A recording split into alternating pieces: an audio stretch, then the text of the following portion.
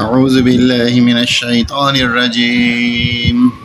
سورة المعارج مكية. بسم الله الرحمن الرحيم. سأل سائل بعذاب واقع للكافرين ليس له دافع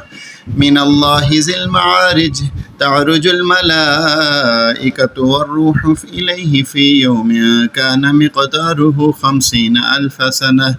فاصبر صبرا جميلا إنهم يرونه بعيدا ونراه قريبا يوم تكون السماء كالمهل وتكون الجبال كالعهن ولا يسأل حميم حميما يبصرونهم يود المجرم لو يفتدي من عذاب يومئذ ببنيه وصاحبته وأخيه وفصيلته التي تؤويه وما في الأرض جميعا ثم ينجيه كلا إنها لظى نزاعة للشوى تدعو من أدبر وتولى وجمع فعوى إن الإنسان خلق هلوعا إذا مسه الشر جزوعا وإذا مسه الخير منوعا إلا المصلين الذين هم على صلاتهم دائمون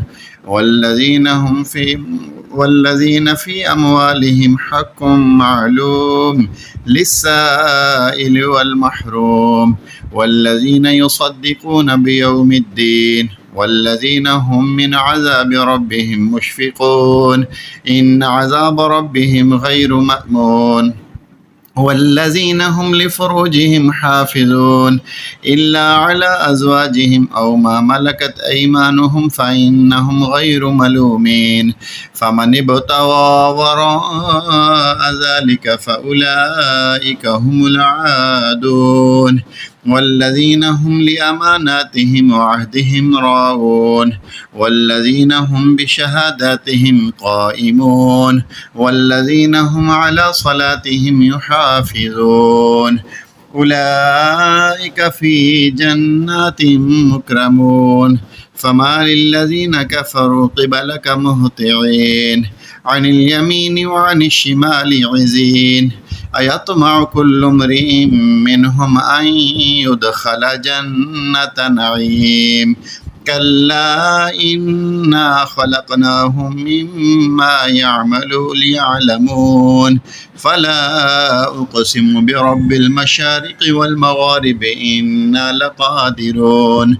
على أن نبدل خيرا منهم وما نحن بمسبوقين فذرهم يخوضوا ويلعبوا حتى يلاقوا يومهم الذي يوعدون يوم يخرجون من الأجداث سراعا كأنهم إلى نصب يوفضون خاشعة أبصارهم ترهقهم ذلة ذلك اليوم الذي كانوا يوعدون آمنت بالله صدق الله العظيم.